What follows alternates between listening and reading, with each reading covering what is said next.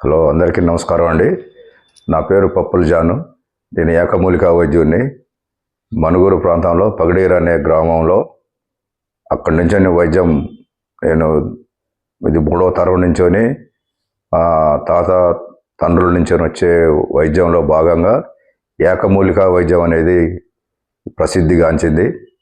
అందులో ఏకమూలికా వైద్యంలో భాగంగా ఇది వజ్రదంతి అంటారు. అనేది దంతాలకు సంబంధించి నోటి దుర్వాసన కానీ, గారబట్టిన లేదా పనులు కదిలిన, దంతాలకు ఎలాంటి ప్రాబ్లం ఉన్నా ఈ పుల్ల ఒక అంగుళం వరకు ఉదయాన్నే నవిలి దాన్ని శుభ్రంగా లోపలికి బయటికి రుద్ది మీరు ఒకసారి టెస్ట్ చేసుకోదలుచుకుంటే ఒక గాజు మీద ఉమ్మి మీరు మైక్రోస్కోప్లో చూడండి, కొన్ని వేల క్రిములు ఉంటాయి.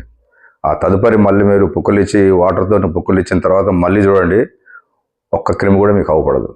ఇది దీంట్లో ఉన్న గొప్పతనం. ఏకమూలికా వైద్యంలో వజ్రదంతి, దంతాలను వజ్రాల్లాగా ఉంచేది వజ్రదంతి. కానీ మనం వేరే ఏదో రకరకాల పేస్టులు వాడి పండ్లు అరిగిపోవటం, పిప్పళ్ళు రావటం, పండ్లు బుచ్చిపోవటం, నోటి దుర్వాసన, అన్ని రకరకాల వ్యాధులకు కారణం నోటి ద్వారా పోయే ఆహారం.